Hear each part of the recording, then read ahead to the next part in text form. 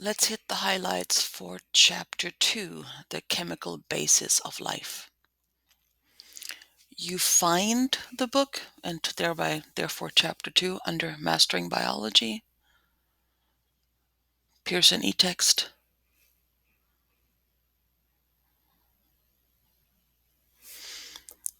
Go to the table of contents and close 1, Chapter 2, Chemical Basis of Life. And then you see all the different sections that this makes up. So that's the subject of this particular lesson. When you look in the book, you usually see in the beginning it introduces you to this big ideas section that talks about what the big ideas are that the chapter is going to cover in this type way. This time it's going to be elements, chemical bonds, and then specifically water. And the first thing that I want you to understand is that chemicals are what makes up everything. So they make up our bodies, the bodies of other organisms, our physical environments. And I want you to actually let that sink in. Um, Everything that you touch, see, smell, everything is made from the chemicals in the periodic table. There's nothing else. There's not a different set of chemicals someplace else that makes up carrots. Um, so everything you know that exists is made up of chemicals. So chemicals are not a bad word. They're a building block of everything that is. And yes, and then water is a very special kind of chemical. We're going to be talking about that specifically. But let's talk about elements, atoms, and compounds because you need to understand a little bit about them.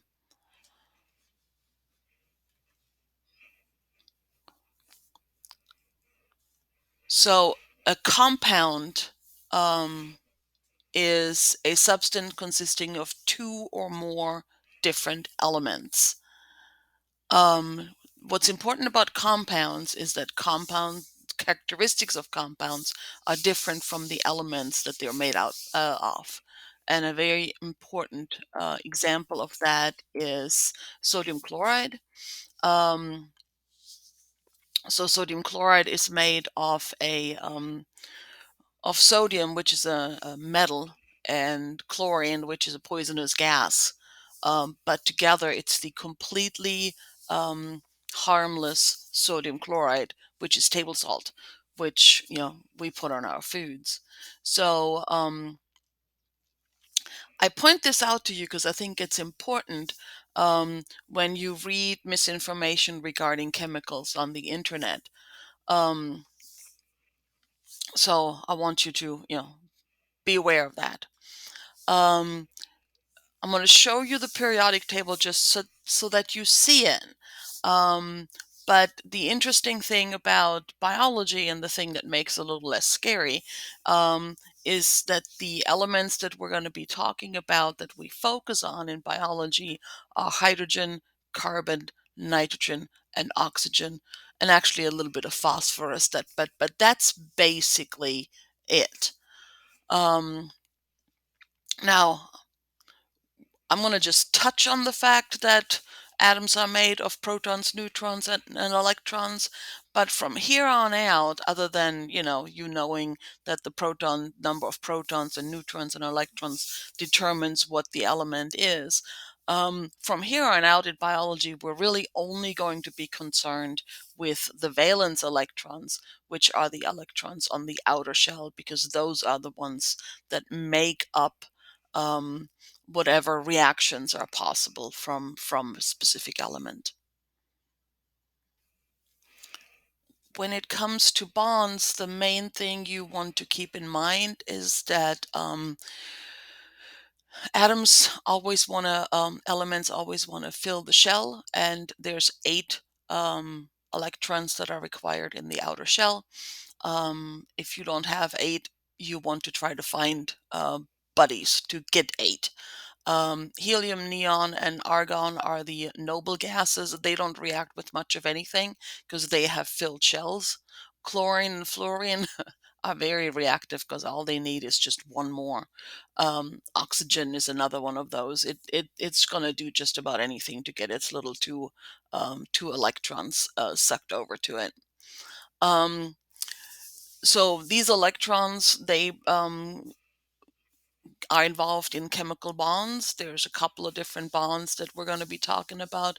The covalent bond, where two atoms share an electron cloud either equally, and so everybody has a full shell, or it's unequally in the case of water, where the oxygen sucks more of the electron cloud over to the oxygen as compared to the hydrogen atoms.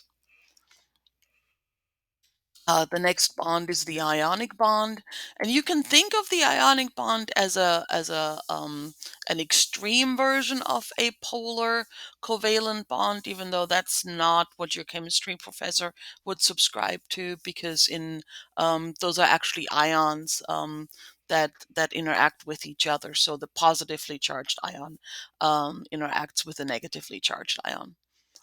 Hydrogen bonds are a special kind of bond. They literally are just the positive and negatively um, charged poles that interact with each other that make water a very, very special solution. And this is a polar covalent bond within the molecule, right? And a hydrogen bond between the molecules. This particular characteristic of water is what makes water a very special kind of molecule. Um, Before we get to water, one of the things I wanted to tell you about, though, is the idea of the chemical reaction and reactants and products. All the elements that are on Earth, they react with each other, they have different reactions, but the matter doesn't disappear.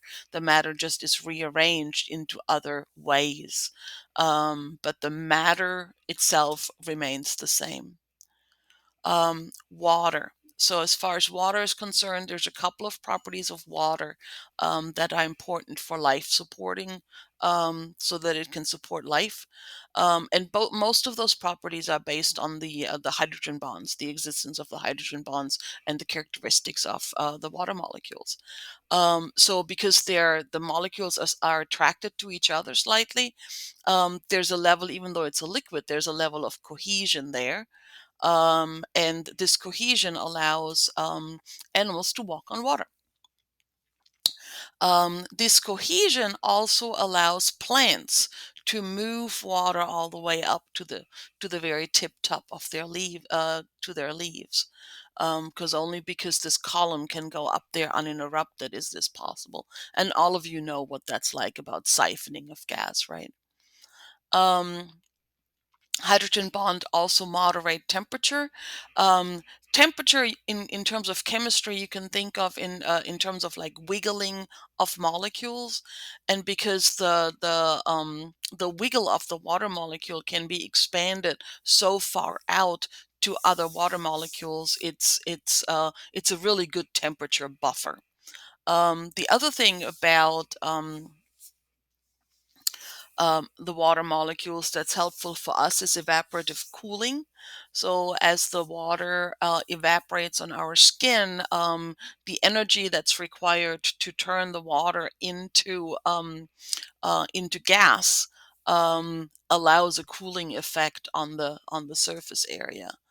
Um, Ice floats, which is a very interesting characteristic of water, because in most cases the solid item is heavier than the liquid or the gaseous item.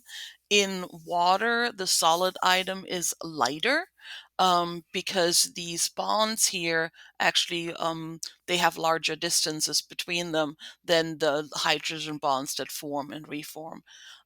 This is a good thing that ice floats, because otherwise there wouldn't really be any life in the oceans. That would be problematic.